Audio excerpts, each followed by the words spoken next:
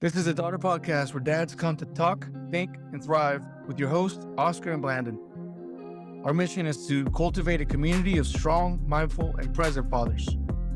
We want to curate honest conversations with all men, but especially those who have the honor of raising daughters. Hey guys, Oscar here with Blandon, and it's Daughter Podcast.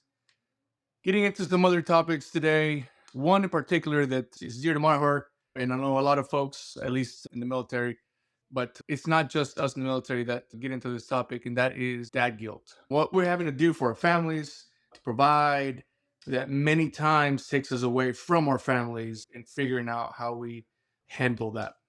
You were in the military for a little while, and then now your job, although not in the military, still takes you away from the family, right? Yes, I am a senior corporate trainer and I travel for work. So it's a good and bad thing because when I'm home, I'm working from home and I can spend time with the family and the girls. However, when I'm away and I can be away for a few days, a week, and so then I'm not as present as I would like to be, it does leave this lingering sense of, oh, is this what I'm supposed to be doing? I really want to be home, but you can't be home all the times.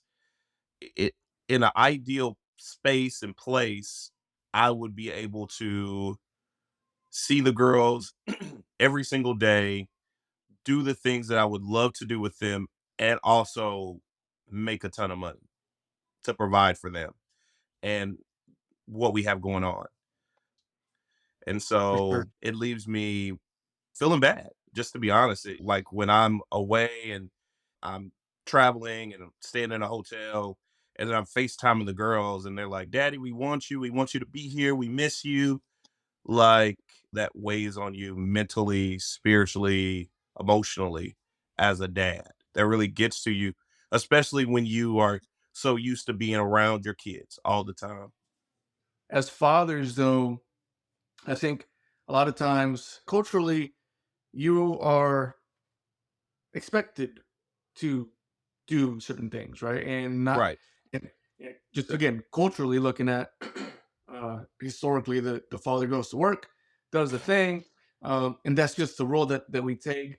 And up until recently, I suppose that wasn't really talked about.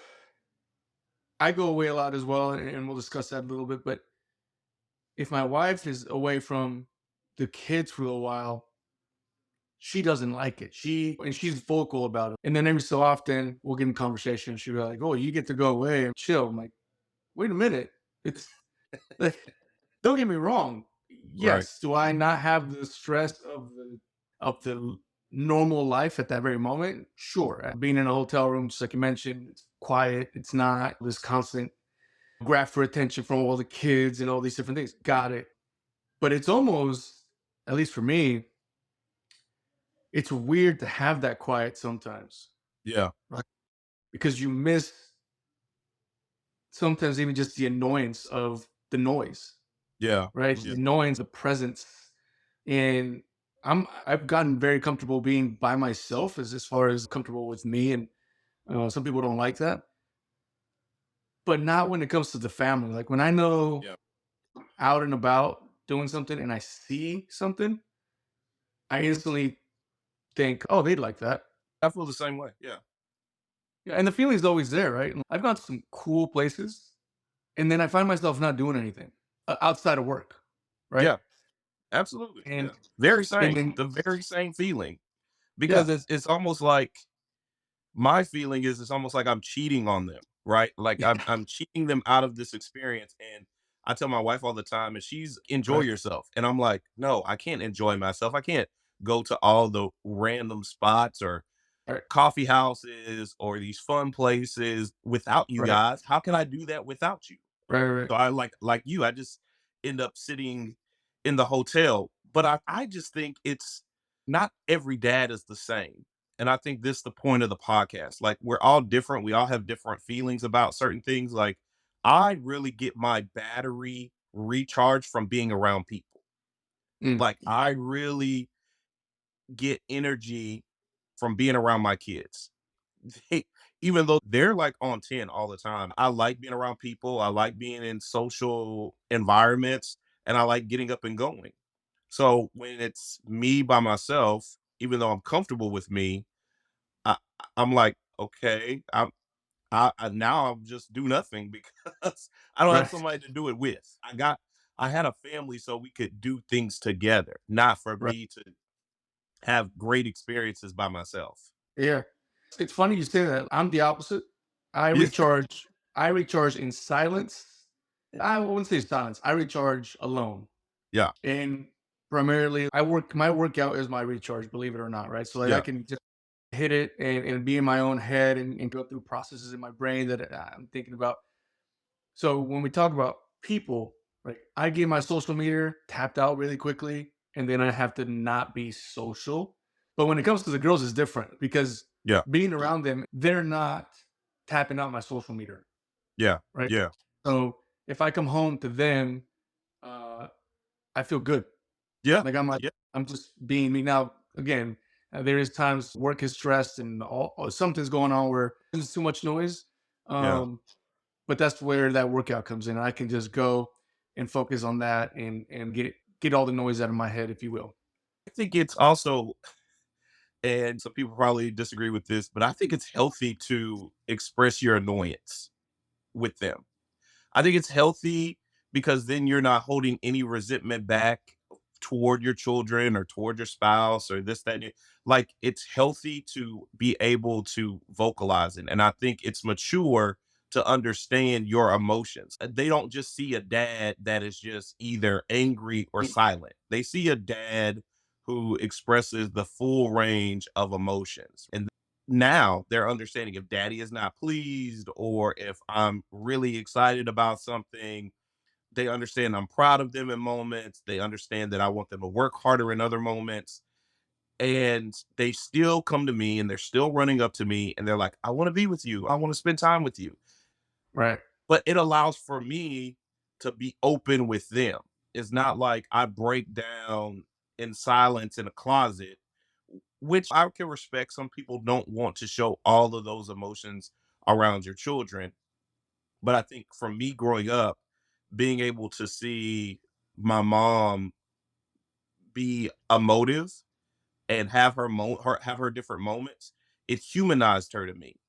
And that's ultimately what I want to do with my girls. I want them to see me not as a super dad, superhero, but as a human. Like I'm gonna make mistakes. I'm going to fail you, but I'm gonna try my best and I'm always gonna love you. And I think at those points, it endears me to them and them to me even more. And it cultivates a real relationship, not this fake relationship where everything is great, everything is wonderful. Oh, daddy is never upset with you, or we're always happy over here. We never have issues or problems, or no one ever gets angry or annoyed or irritated, and no one yells. We do all those things because family, for me, is the first understanding of how you resolve conflict. If we never have conflict, if we never have things that put us in opposition with one another, then how do we ever come together? And how do I ever teach them to go out in the world and have conflict with other people and then overcome it and come together? And that is the part that makes me feel bad when I'm not here to be a part of that process. That is where the Right. guilt comes in, where I am taken outside of the house and I am working, granted, but I can't be a part of that process during that week or those days. It leaves this void until I get back. Yeah, and FaceTime is horrible. I hate FaceTime because and it's not the kid's fault, right? Especially like Right. for example, 3 year old. You get a FaceTime with a 3 year old, they're like, okay, cool, I'm gonna do something else. If you were home, they would take you to go do something else. But Yes. Yeah. you're on this screen, like, well, what is this? I've got something else to do. But you brought up a good point, right? So we know that conflict is literally a part of life because the world is full of people. We don't get in conflict with a computer. Worst case scenario, we break the damn computer and it's fine. But it's conflict with people, and that's I think because of what we've talked about before, where there's no manual for this job, Mhm. right? Just do our best to manage conflict to the best of our ability.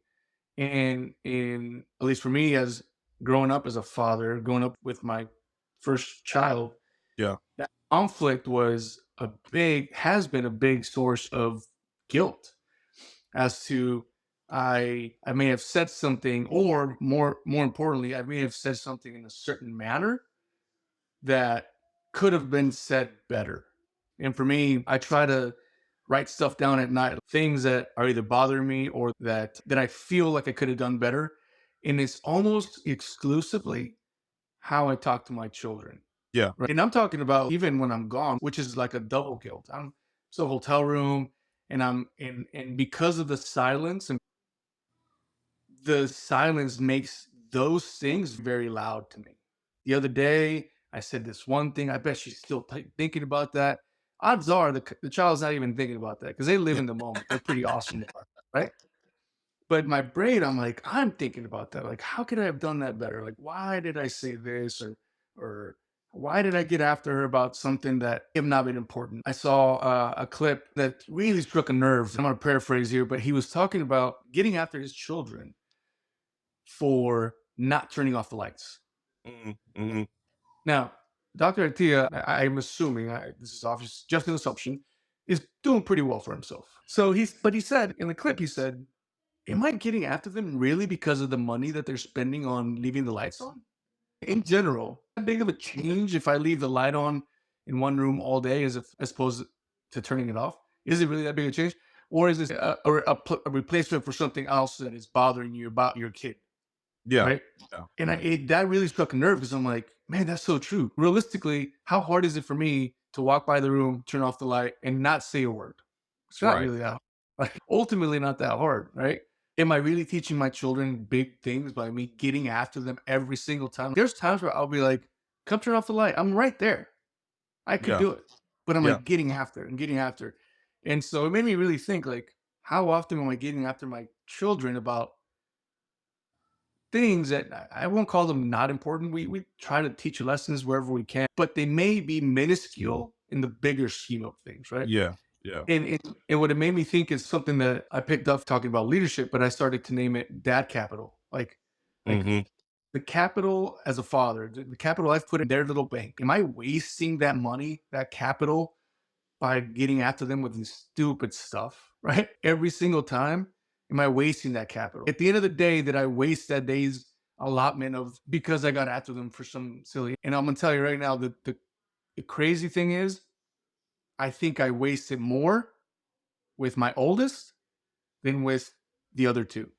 Okay. Inadvertently, I'm doing it more to my oldest than with the other two. Let me ask you this. Let me just investigate it from the other side. See, what it sounds like to me is that you want them to be accountable for their actions. And that doesn't seem to be a bad thing. But what that's not what you're communicating. That's not what we always communicate, right? We're trying to teach a lesson like on the Karate Kid with Mr. Miyagi and Daniel San. Like he's trying to teach him a huger lesson that he can use later on in the story, but it doesn't make sense to Daniel at that point, right? But I agree with you. I agree with the sense that we have a certain dad capital and there are things that we possibly could be getting after our kids for, little things.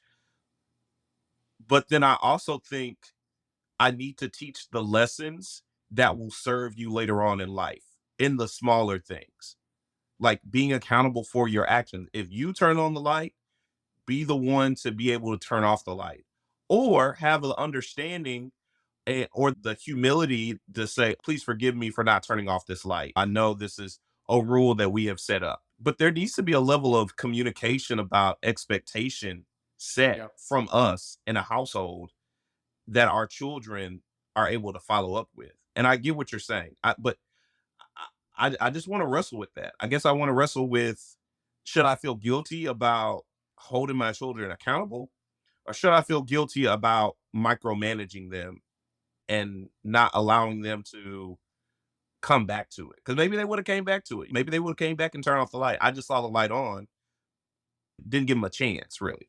But That's interesting.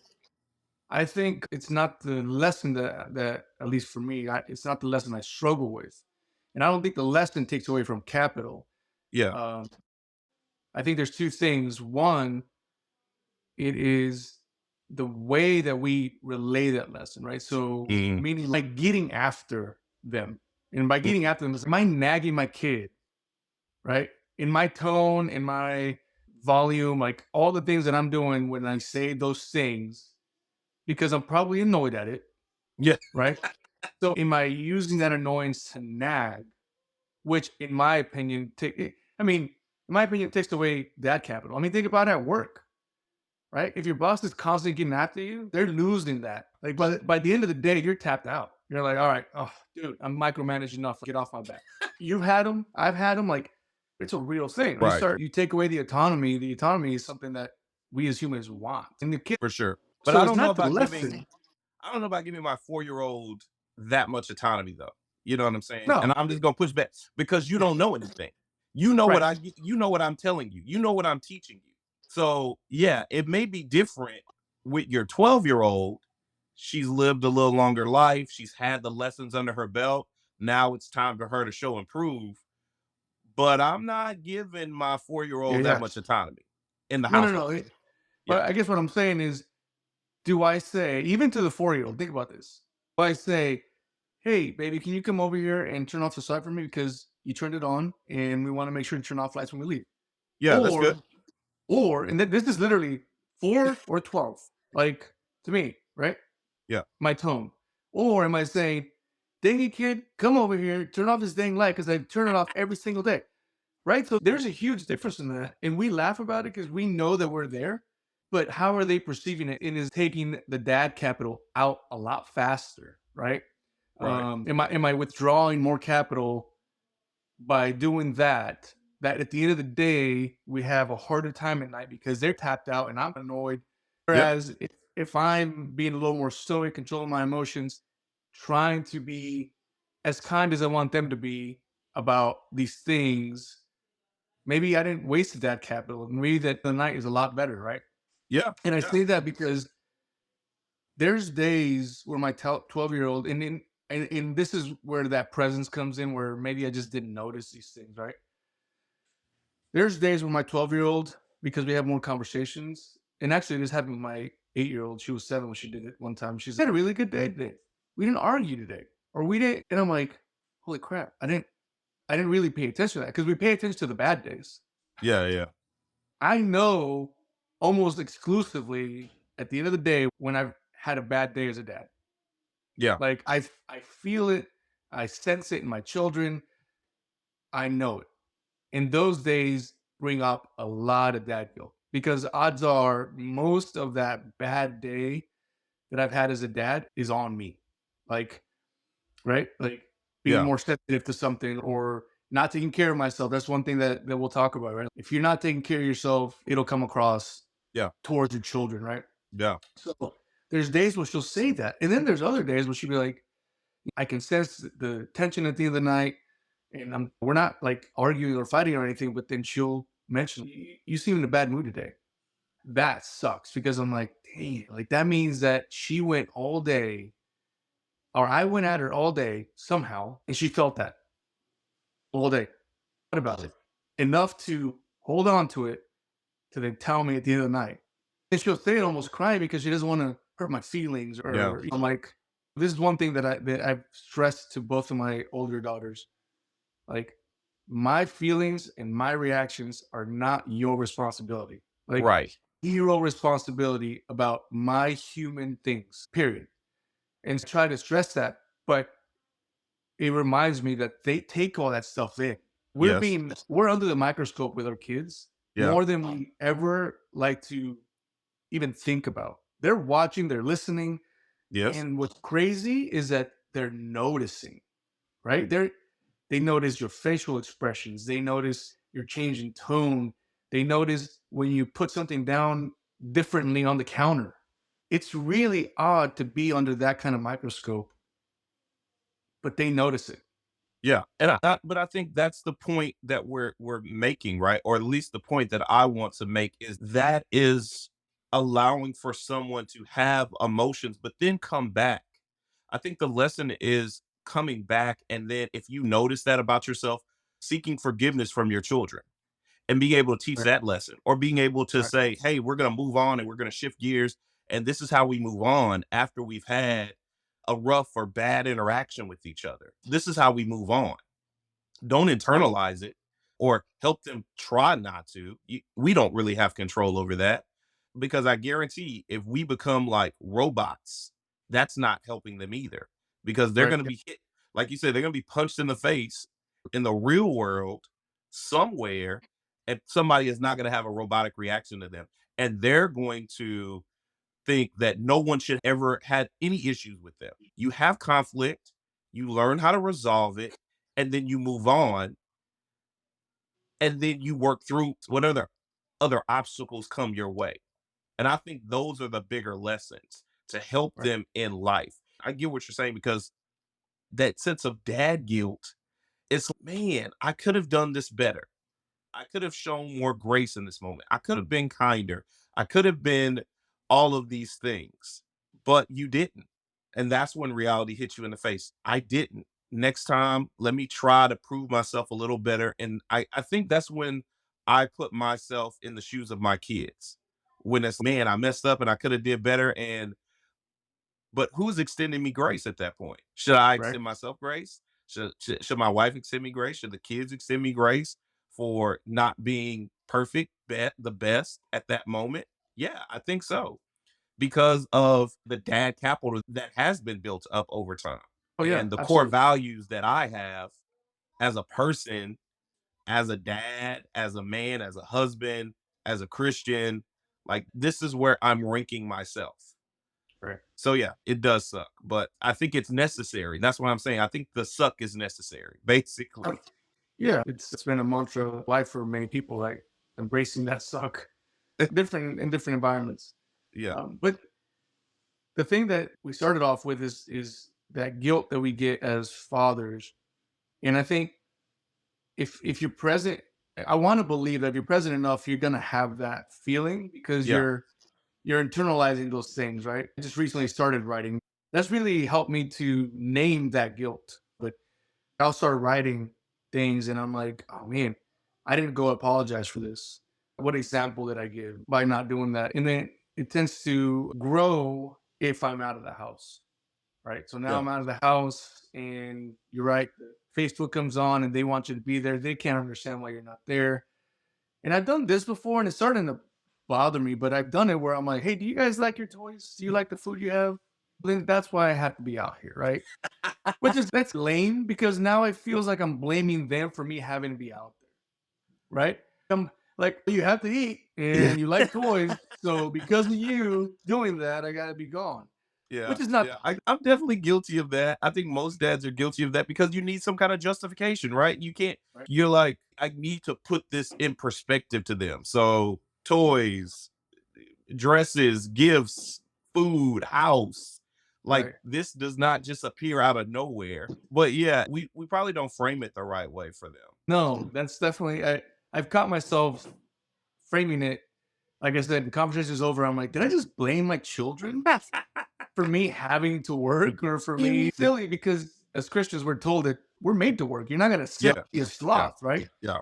So odds are, if I didn't have children, I'd still be working. You It's would just you would still be working. Correct. right. Correct. But it's just I'll get off the phone or I'll be like, I think I just blamed them for me being over here. Like this is dumb. That's ridiculous. So weird, like how guilt will come in those spaces, and then there's a big result. There's a big consequence to guilt, Yeah. right? There's definitely that can be very negative consequence to guilt, but there's also something that I've noticed, and maybe it's just in me, but I find myself giving in to things that normally I wouldn't Yeah. because of the Absolutely. guilt, right? Absolutely. Or I'll find myself like not having the money to go do X. Oh, they want Yeah. to go on a trip because it's spring break or what have you. And I'm Yeah. like, I my instinct wants to say no because I'm like, no, we're looking at finances, it's not going to work. And I'm like, I feel bad that whatever, place them all in there. How we're going, right? Yeah. Now I'm using the credit card to just give them something back, Yeah. which Yeah.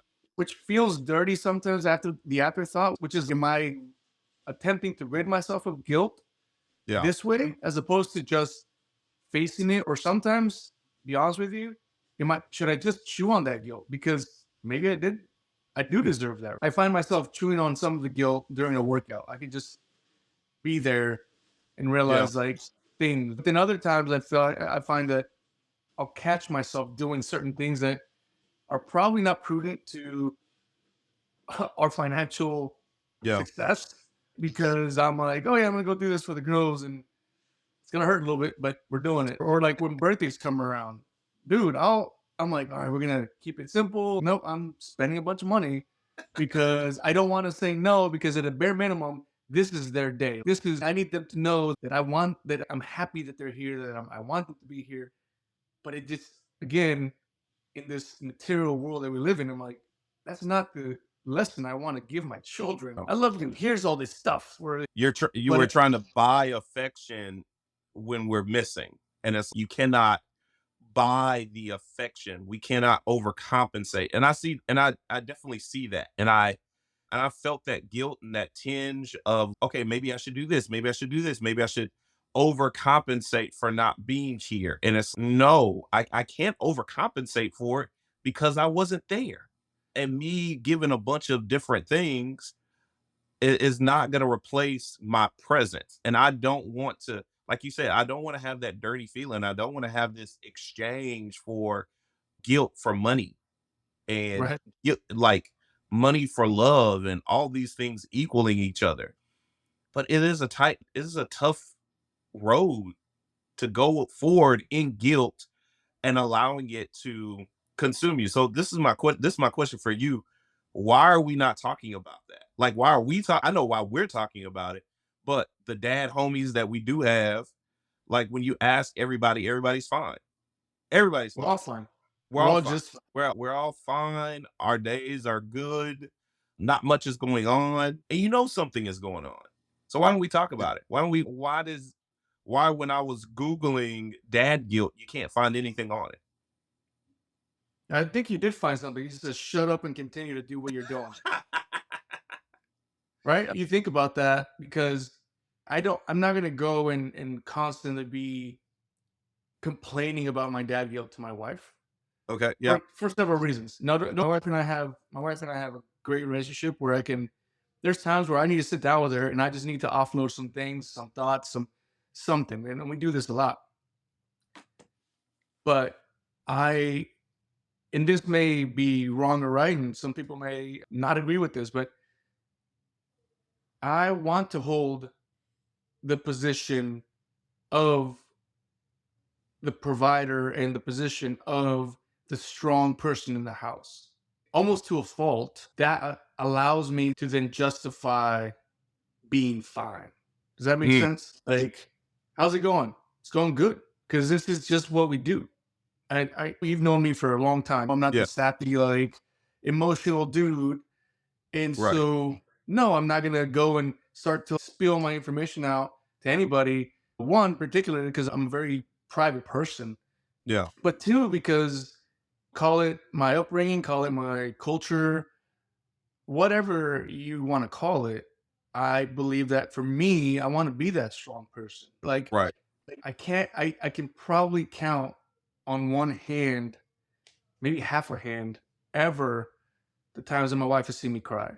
or ever for sure that my daughters have seen even a tear. I've never cried in front of my girls Yeah. ever. I think they've seen me. I think my oldest probably seen me shed a tear in a heart to heart with her at some Yeah. point, but never to the point of daddy's like ugly crying. Like it happened. Yeah. And again, I may get some kickback for that, but that's just me. Yeah. Uh, and Jordan Peterson had this talk that he did where he mentions it's not male exclusive. He just says, be the strongest person at a funeral, right? And I heard this recently. I've been that person. Yeah. And I don't know if it's just my nature or what have you. I see death differently. I don't necessarily cry at funerals. I think they're sad. I think, seeing other people that I love being sad makes me sad. But I also feel like I want to be the person that can stay level headed so that when that sad person comes over, I can help them maneuver. And that's what I see myself in my household. Like I want to be that person. But here's the thing, it's to a fault because if I'm not taking care of myself in the way that I know that I need to, exercising, sleeping, like doing the things that require me to take care of me, I'm not the strongest person and the mood is different. And the household sometimes goes off of your mood Yeah. Yeah. as a father. At least I can tell you that in a household of girls, as I mentioned, my daughter will tell me they notice when my mood changes. My middle child is like, dude, she's like 100 miles an hour, happy and talking all day, right? Yeah. And she will tell me that the mood is different. And you can notice it because she won't see a peep, which is weird. And I've gotten to the point where I can notice that. And I literally walk outside because I'm like, I'm ruining the mood of the household by doing that. Yeah. Don't get me Yeah. wrong. Their mom can definitely change the mood in the household for all of us as well, because she's the boss around here. But I'm just saying that we as parents, we run that the temperature of the home. Yeah. We're not a thermometer, we're the thermostat. Exactly. I catch myself feeling I don't want to be that sappy cry dad because I don't want that temperature to change in the house. And it's not a Yeah. bad thing. It's just that's just Yeah. me personally. I respect what no, I respect what you say. I'm just thinking back to deeper conversations that we have had. So I know you can go there. That's what I'm saying. I know you can go there, and I'm not saying you're going there all the time with everyone. You do share how you feel.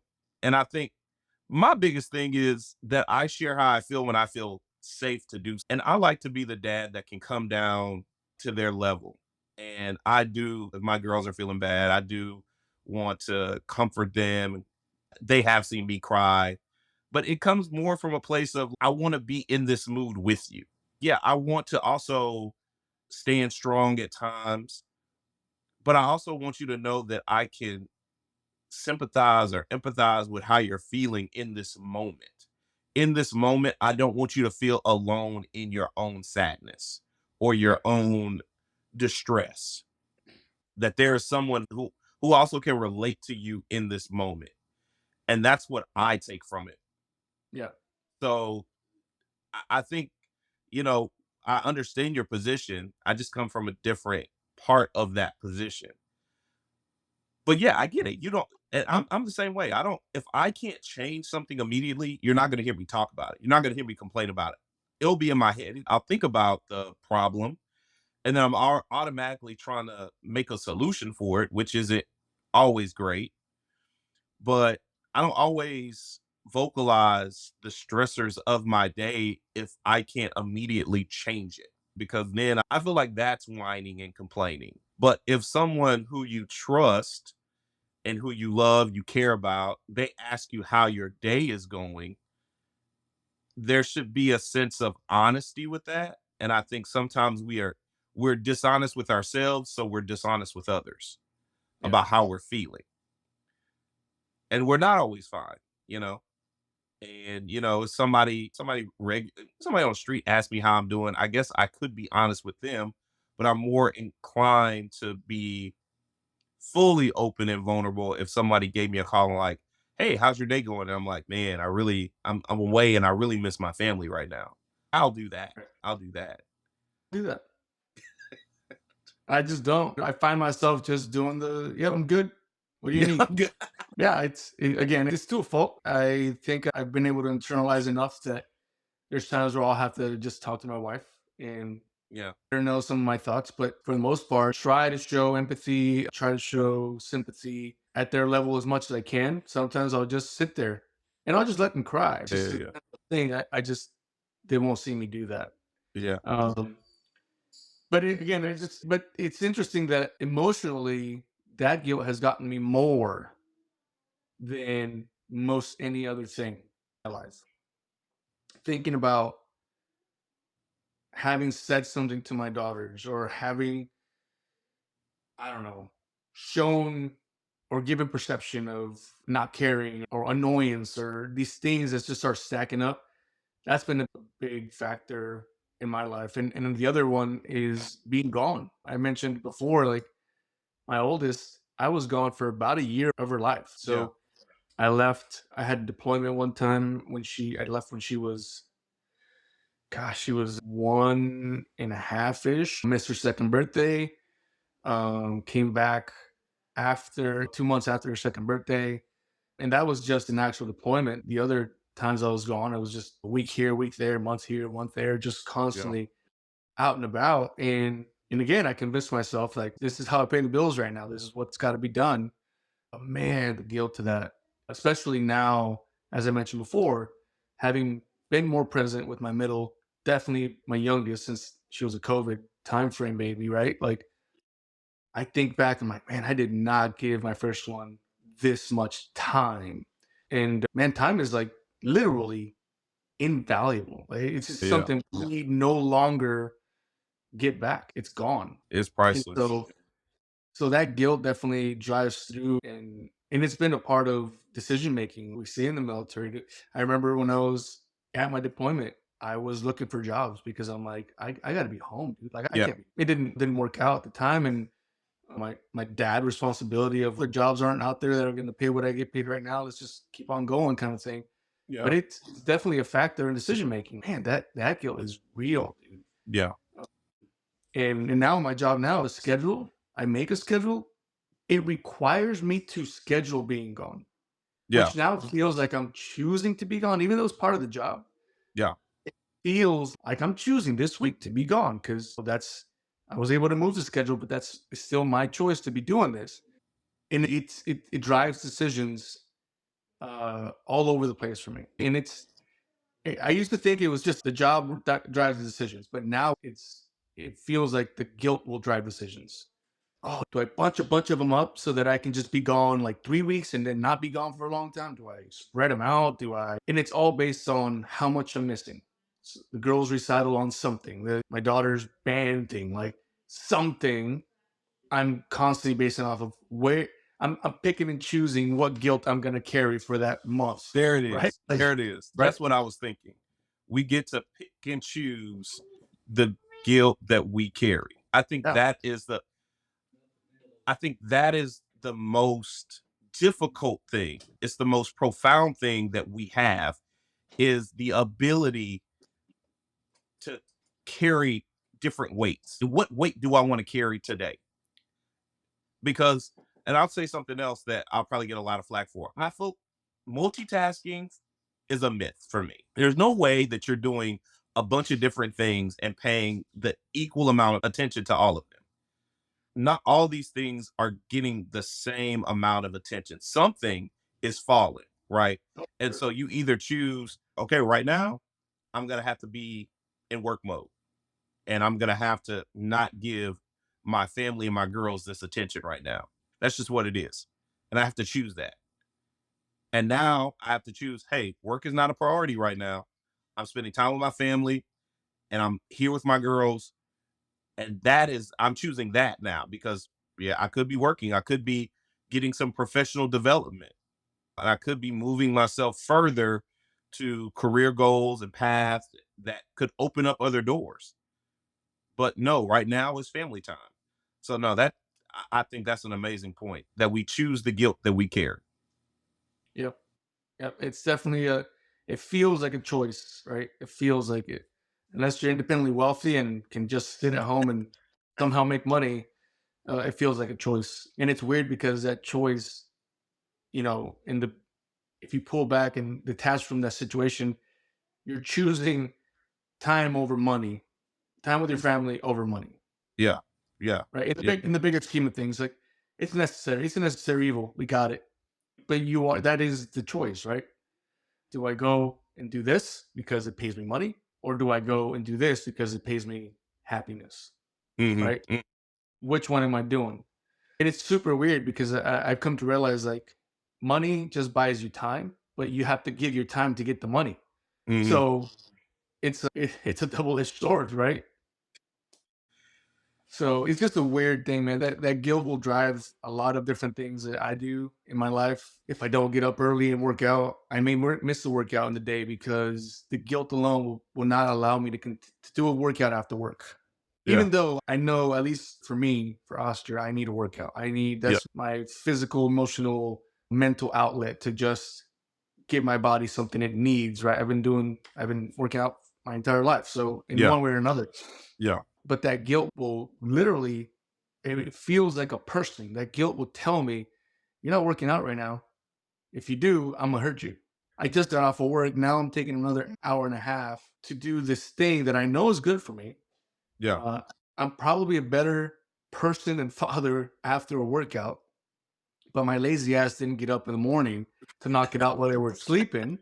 Had I done that, then I have a whole different situation. But it's that the guilt will drive a lot of decisions throughout my day. Yeah. I'm a person whose battery recharges around other people. And so my friendships as are deeply important to me. My friendships are my literal insides, right? They make up me because that's how important they are to me. And I feel guilty when I Mm. go and spend time with my friends and my girls are like, "Where are you going, Daddy?" I'm like, "I'm spending time with Uncle So." And they're like, "But you just got here." And I'm like, I feel Yep. so terrible because Yep. they want to spend time with me as well. But I also know that these friendships are super important to me, right? And cultivating them and establishing them and maintaining them really is what I have been great at. I have been great at maintaining my friendships and I don't want to let them fall. And so that's another point of contention for me where guilt comes in because it's like, yeah, while I go and recharge my battery over here so I can come back and be good for the girls, there's still this guilt about that, about having these personal relationships that see me as Blandon and that every time we're around, it allows me to be better for myself, healing parts of me that I didn't even know Right. needed healing when I'm around these people so I can be good for my family. And Yep. they're also my family too. Like, and coordinating that as an adult is crazy. Yep. Coordinating that time with your core group of friends now is like insane. It is. But I have to do it. I have to make it a priority. But it's not, and it's not a priority over my family. I feel like people are gonna hear that and they're gonna like misunderstand that. But it's a priority for me so I can be good for my family. I think that's a great point. And I'm gonna ask you a question. I venture to know the answer already, but it's easier to schedule. Buddy calls you up, a family member calls you up. Hey, you want to meet for dinner or lunch or whatever? You're like, yeah, that sounds great. And then as it gets closer, you're like, yeah, I don't want to do this. And but it's based on, yeah, it could be based on other things, but a lot of it is that guilt of, oh, now I have to leave the house. Now you have to go through the, oh yeah, I'm gonna leave girls because I'm gonna go do this thing. Yeah. Yeah. And I find myself doing that all the time. I'm like, Yeah. people want to do this, some buddies want to get together. I'm like, yeah, that sounds great. Yeah. All of a sudden, sometimes for me, even right after I schedule, I'm like, I don't want to do that. Yeah, I don't want to leave. Actually, also reminded me of the guilt that comes, at least for me, with my wife as well. Right. Yeah. Yeah. It's fun. We'll talk about this. I had a trip one time I had a trip to Spain. It was work related. But I Yeah. was in Spain. I was in Madrid, and it was an awesome experience to go there, which I wanted to do with my wife. I'm like, that Of it would course. be great to have you here so you can see these things and do these things. Yeah. Um, and so by the virtue of my job, I go to these places, and a lot of times I won't call my wife when I'm at somewhere cool, or I'll call her when I'm thinking of her, but I won't. It's almost like she'll be like, "How's it going?" I'm like, "Ah, it's going okay," but I'm having a freaking blast in Spain. Like, it's going all right, and she knows that because I feel bad about it. I Yeah. feel like like you mentioned, like you're cheating on your family time because you're Yes. doing this thing that's really Yes. cool. Yes. By You almost yourself. don't, yeah, you almost don't want to enjoy it because If it feels wrong. yeah. Um, but I was at the Van Gogh Museum. It was an amazing museum. No, I'm literally a knuckle dragger. Like it Yeah. took Yeah. me 20, 30 minutes to get through the entire museum. And I was like, I'm done. Like, they all look the same to me, whatever. Right? They'll Now, I know the importance of Van Gogh, and we had an entire course on it, but they're paintings to me, and they're beautiful, but they all start blending in together, whatever. But I know my wife likes Van Gogh, and yeah, I was like, man, I gotta call her. He's like, right, to come to this museum because God knows I wouldn't choose to go to art museum. It's just not my brain won't concept choosing to do that. Um, but I would go with her, right? I would go with her, and so I was like, I called her. I said, hey, I'm at this museum. You'd love it. And she's just, I hate you, like straight up, right? And I don't blame her. But that's the thing is that's the guilt is, oh yeah, that sucks, dude. Like you're home, you're dealing with the kids, you're dealing with the house and all the things. And something that we always joke around here is the moment I leave, there's something wrong. Like, right, like right, the moment I leave, toilet doesn't work. Something doesn't work in the house. One of the kids is sick. It's just right, it's consistent. right, All right, I'm leaving this week. What do you think is gonna go wrong that I can get ahead of? right. That I can But fix before I leave, so I don't feel right. bad that Or at least have the repairman on dial. yeah. But that guilt for me has been a lot to carry around. Like I leave and I'm working. I can hide in my work while I'm doing it. But again, getting back to the hotel room, I'm like, oh man, she's dealing with stuff at home. Like she's dealing with the kids. I got a kid sick. One of them is being difficult, what have you. And you're almost afraid to call Mm, because the guilt comes across in the conversation, having a hard time. And it's a very true thing. And so again, I find myself trying to find ways to buy that guilt away with her or to do something for her that I probably shouldn't to make to make them happy. But it's more, am I doing it to relieve myself of guilt for doing whatever? Hang out with us on this podcast. We're on all the social media things at Daughter Podcasts on Instagram, Facebook, TikTok, X, YouTube. Come hang out with us, spend some time giving us feedback. Let us know if any of this resonates with you, if there's items that maybe we got wrong and we could adjust on, because we'd love to find that out. Conversations at daughterpodcast.com. You can send all your information onto that. Questions, comments, concerns, gripes, all the things that you have for us. We appreciate all the feedback that we can get. And for our friends out there listening to us, thank you for your time. Thank you for your ears and your thoughts as you're listening through our rambling. And in these episodes, we want to do better for our girls. Come do the same with us.